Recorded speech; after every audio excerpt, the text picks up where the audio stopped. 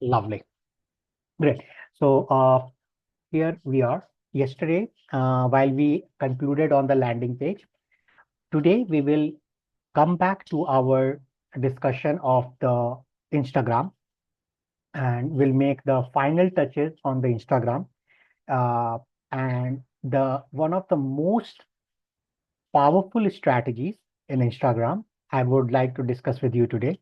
The strategy is called influencer marketing. Am I audible? Yes, sir. Lovely. Who are influencers? Influencers influencers are people who share their passion and taste on the social media. It could be on Instagram, YouTube, Facebook, all these social media channels. While they share their passion and their taste, they have they develop a certain set of following. These are essentially set of people who admire the way the influencer puts forward their taste, puts forward their hobbies, and put forward their contents. These followers, they like to uh, see what are the new things which this influencer is posting. And many of the followers, they become ardent followers. Ardent followers are those who will blindly follow what these people are saying. Say, for example, uh, uh, Tesla. So influencers needn't be just people. Influencers could be brands as well. So let's talk about Tesla or Nike, right? So the moment Nike says that we are coming up with a new brand shoe in the domain of running or in the domain of gymnasium, many people would like to, get line up for to buy that. This is the kind of following, ardent following, which few influencers and a few what do you call the brands have. Now, while these influencers have created a big following, the how they have created this following. These following is created by the influencers sharing their views, their passions, their hobbies, sometimes their life stories, their and this happens on almost on a day-to-day basis. So and why are these influencers actually interested in creating a following? Multiple reasons. Some have very personal reasons. They just want to share the good things which is happening in their life to the common people, to the people on the web. Sometimes these influencers, they want people to not just uh, know that they are doing something good, but they want people that these people should also follow doing something good. And this could be in terms of, say, for example, some people are love teaching, some people love donating, so they share all these facts about donation, about teaching for free, multiple goodwill things on the web, because they want a kind of a movement to happen, right? So that is another way why these influencers go. uh, Now there are and in the process few good things also happen in terms of following for these influencers. So while these influencers post, and some people, for example, some influencers, they are frequent travelers, and there are adventurers out there who love to try out new adventures, so they try to follow these influencers. So there is a common link between this influencer and the janta here, the social media people who are following these influencers. And the common link is, as I mentioned, either this janta likes the passion of the influencer, they feel related to this influencer in terms of some of their regular hobbies, their likes, so and or dislikes as well. So let's say if a particular influencer says that I really don't like this particular thing, they will find a lot of common people who don't like it. It happened the other day. There was this Bollywood actor, and there was this guy who said that I really don't like this Bollywood actor, and many people started commenting on his post. Yes, yes, you are so correct. So even the dislikes also tend to follow a following. So there is a link between this influencer and the follower. Another beautiful thing which comes up as part of this influencer community is the moment influencer feels strongly about something, the janta, the followers also start slightly believing. And over a period of time, when this influencer establishes that the thing which I have been advocating for so long, slowly, as and when this influencer starts telling these benefit of this thing to people, more and more people start following the particular item which this influencer is saying that this has got benefits. Now, this particular item could be a product, could be a service. So say, for example, an influencer says that, hey, you know what, I really love having food at this particular restaurant because I have a taste of biryani, which is awesome, and this place serves very good. And he regularly, on a weekly basis, he or she keeps posting. So what happens is, slowly some of the followers think that, okay, this time how about we try out the place where the influencer is saying, and they go and try out. And there is nothing monetary over here for the influencer, just that he or she likes the place, they mention it. Now, here comes why we are studying influencer marketing. As we now know that there is a link between the influencer and the people who are following it. So how about we find a influencer who feels passionate about the kind of work which we are doing, right? So if a particular company finds an influencer who advocates the product in the niche of this industry, then this industry could go and speak to this influencer that, boss, I have got something useful. I want to give this to you, present it to you. I want you to try it out for some time. And should you feel good, do you think you can advocate it on your group? So if the influencer has no monetary interest, he or she will say, okay, fair enough, I'll do that. Uh, uh, some of the influencers, they come with monetary interest. They say, okay, we will do it, but there is a cost attached to it. So this company will then say that, okay, which are the ways in which we can provide you a remuneration? So there are multiple ways. Sometimes the influencer will say it's a one-time thing, I will ask you. Sometimes they will say, hey, it will be a subscription based, meaning monthly, quarterly, or annual. Yes, Sharon. I'm not yet prepared. The exam is rotated in my. I'm not. Please, Sharon, leave. I will update this in the class, and you can take care. Focus on your exam today. All the very best. Thank you, sir. Likita, feel free. I mean, again, no pressure on you as well.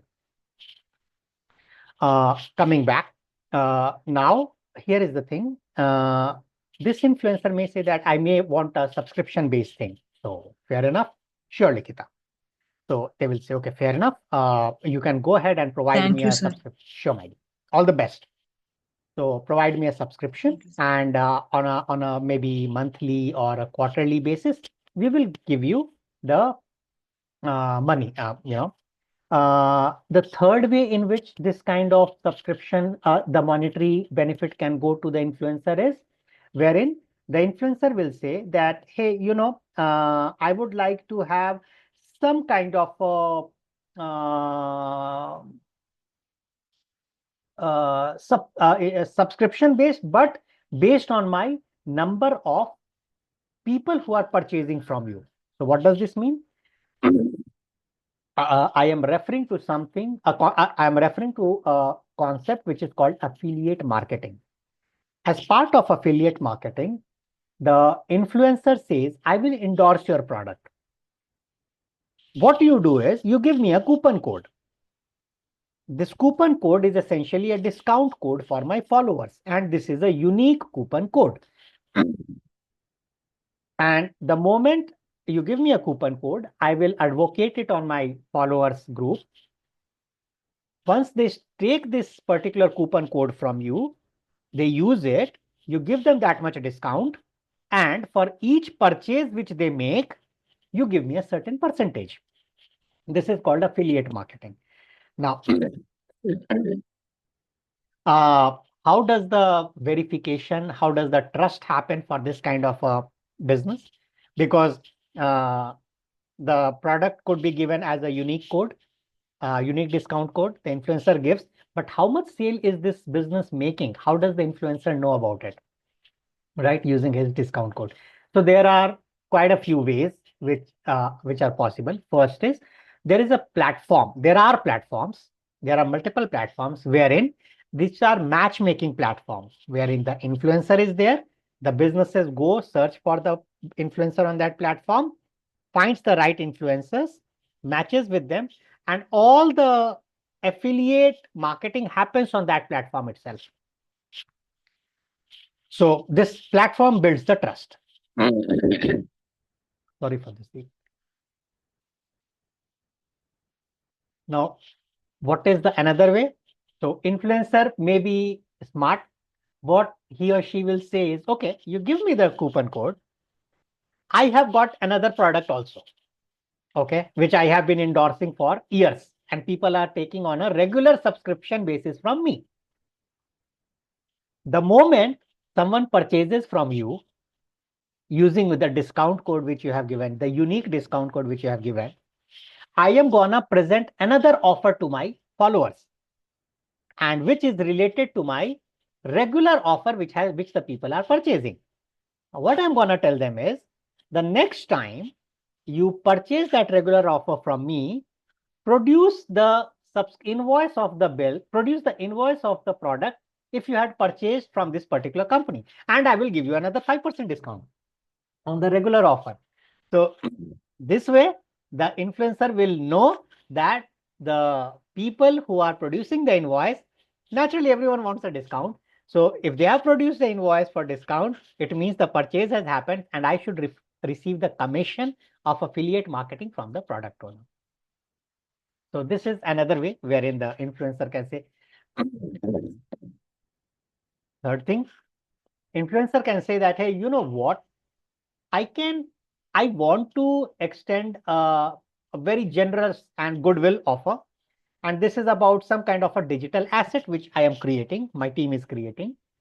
This digital asset is going to benefit you. Let's say someone is in the passion of cooking. So let's say a chef influencer is there.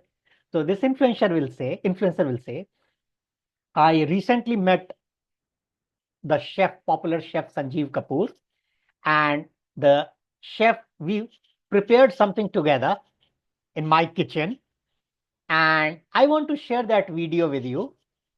Those of you who have purchased a particular product which is related to this company, if you provide the invoice of that particular product, then I will send across the video to you. So that way he can also verify that, okay, I have a goodwill to share, but I will share it against this invoice, and I will verify how much sales are happening against my unique discount code, right? So this way, the trust factor can be bridged for the influencer. Now, how do we, so the another way of working with these influencers is, as a startup, we cannot give them a big amount straight away. So that thing is ruled out. Monthly subscription, again, is something very difficult to commit at this point in time because it is business. When I am feeling value in you and you feel value in my product, in that case, you please also show some value, extra value, to get some commission, meaning to say that you show me that the way you are going to promote it is actually going to increase the conversion in for my business. So what I will do is that, boss, I will give you the product, but I will not give you a regular subscription. Every time a sale happens, I am more than happy to give you a particular commission. That way, this influencer can be compensated. And that is one. Second is, we can always say, in case of physical products, for example, let's say someone has got a unique, first time they are launching a very unique masala or a t-shirt, right? Or a unique stationery, a very colorful pen, something very unique which they are launching, a company is launching. So what this company can say that, boss, you know what? We have got this beautiful product, physical product, and I'm happy to, give it to you and to your family members and to your close friends, 50 of these. Why this can be done? Because when we are launching a physical product, note that the scale of production makes the cost of the product very less. So 50 or 20 will not cost a lot to the company. So they will say that I am gonna give it to you, these presents for free. Just help me give some visibility in your across your followers. So this influencer will say, fair enough, I'm gonna provide this visibility to you because you have provided me free gifts for me. That's yet another way to engage with the influencers. Now, let's look at this influencer. So till now we looked at, okay, how the business can partner with the influencer, provide benefits to the influencer, how the influencer can provide benefits to the business. But okay, someone message, just a second. Message meet. All right, but why will an influencer who has been working for many there is an echo. Someone has switched on your mic. May I request you to Rishabh, can you please switch off your mic? Yeah, thank you. So this so this influencer who has been building his brand, his followers, who has been promoting his taste, advocating different products, likes, dislikes, etc. There is a risk associated with this investor of his brand if he ties up with a startup.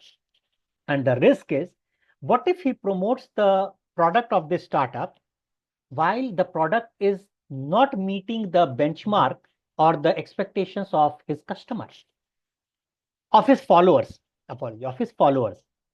In that case, the followers will get a feeling that this influencer has now become commercial.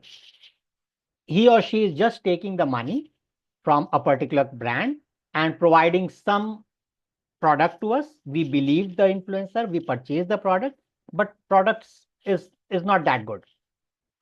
They start losing these followers, they start losing faith in this influencer, and the influencer follower count starts decreasing.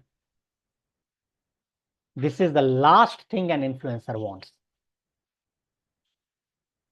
So there is always a risk which this influencer feels in associating with a new unestablished brand.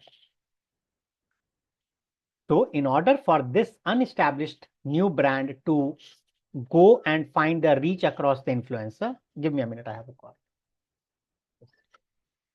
Bear with me.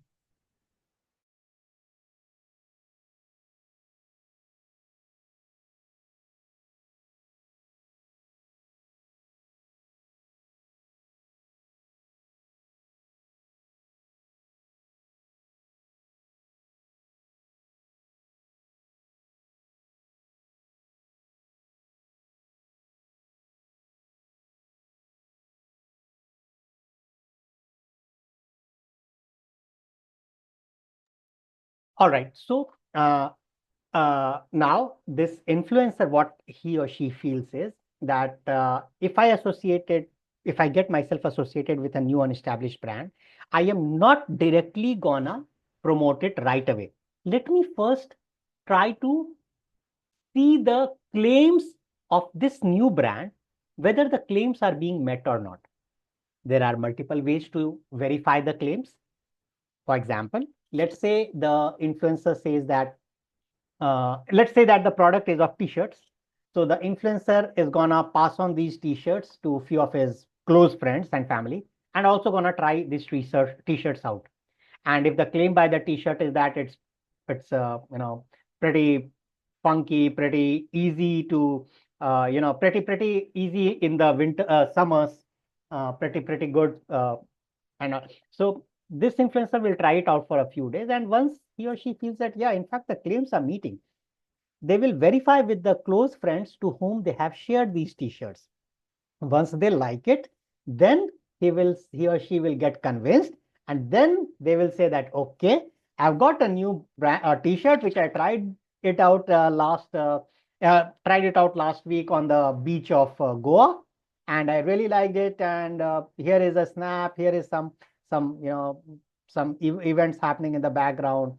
So someone sailing some in the sea. So all these pictures can be put across. So this is the way the influencer tries to reduce the risk of associating with a new brand while also trying to make some money out of it. Is the concept part clear till what I have been sharing till now?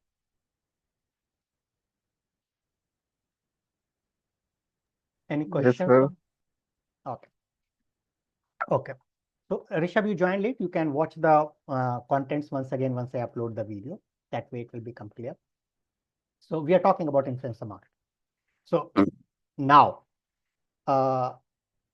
coming to our part, as to coming to the part of now this company, whether a small company or a big company, how does it find the influencers? Few minutes back, I mentioned that there are platforms on which the influencers are listed. So one Yes, way sir. is that these companies can go and to these platforms and find the influencers. Well, very straightforward, shortcut kind of an idea, and works for companies which have got money in the pocket.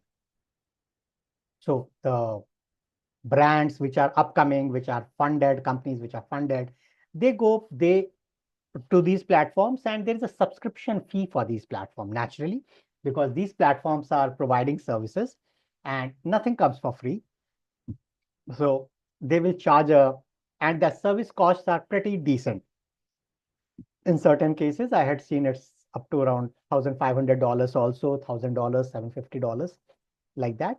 So people who can afford it can certainly go over there. One of those days, I also intend to use the services, but certainly not today. So what is the alternate path for us? Are the roads blocked? No, of course not. So we have to do some work which these platforms would themselves have done in the initial days. And what is that work? We need to find the influencers ourselves. How do we find these influencers now? So I will share my screen and let's take a look at this.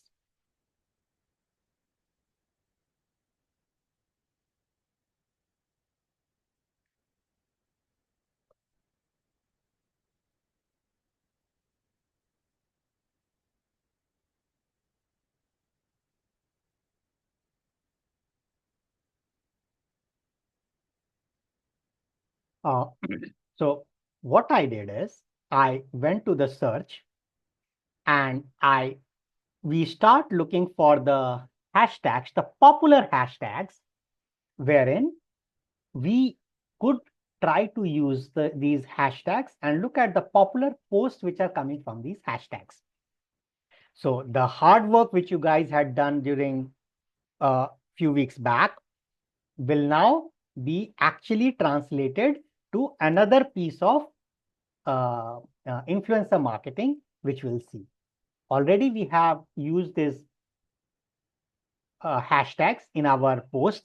That's one way where we are using this hard work. The second is we are going to use the popular hashtags, which we have figured out. And let's pick one of these, the HashGen AI. And I click on this. And the purpose is to find the posts which are having good number of likes and comments. That's the step one. Step two, we go to that post who has put that post and we try to look at the person's profile. So we right away don't follow this person. We look at the kind of profile, what this person is there, how many followers are there is our one of the primary questions, and which domain does he work in, he or she works in. So here, this number, the 9955, depending on this number, the influencers are categorized in different categories per their number of followers.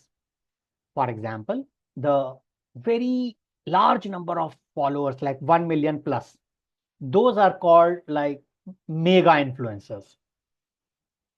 Those mega influencers normally will be speaking to mega companies or mega brands.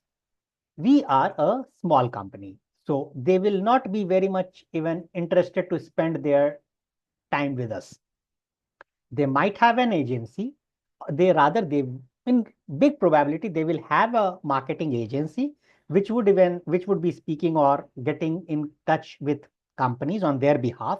But these agencies will not work with us because their fees are pretty high, which we cannot afford at this point in time. In future, yes, they should be kept in our bucket for future contacts, but not today. Second influencer categories, let's say someone with 100K to 500K. So instead of the mega, they can be put like something like a category 2, like you can name them some with some name.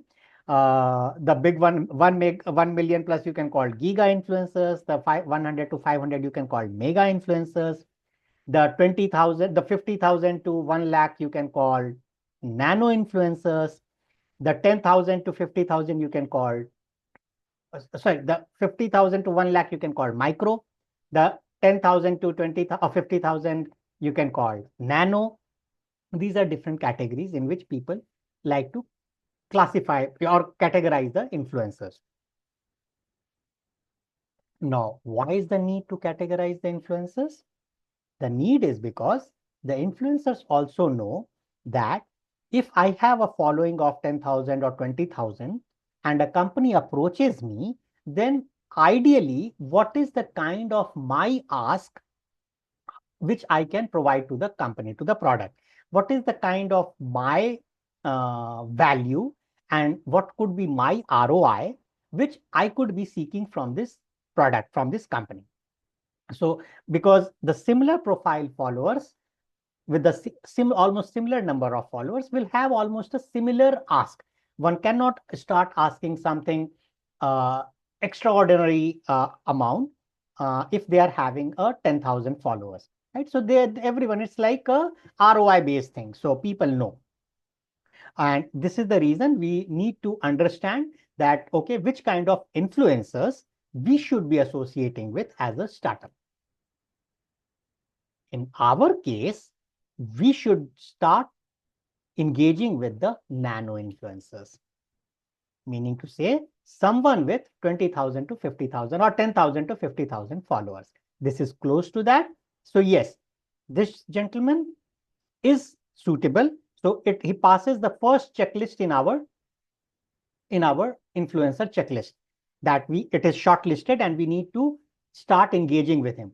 But they have also to pass the second and more important checklist point, and which is, what is the profile of the influencer? Is he or she having followers who are our niche? So are the parents is his niche, or are the K-12 kids his niche? In our case, for example, we know that customers and consumers are different. Customers are parents, consumers are kids. There is a slight catch here. The catch is that kids who come out after the 10th or 11th grade, they are allowed a bit of independence to follow people. And so these 11th and 12th kid, while staying consumer, they also have some kind of an influencing power at their home to tell their parents that, I really like this particular item, this particular book, this particular course, and I would like you to please take a look at it and evaluate. If it is good, please buy this for me. It's good for my future. So this particular influencer, the second checklist for our purpose would be people, uh, who who are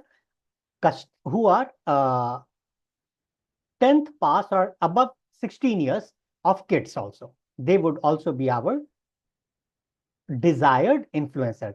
So above 16, less than 18 would be our desired influencers as well.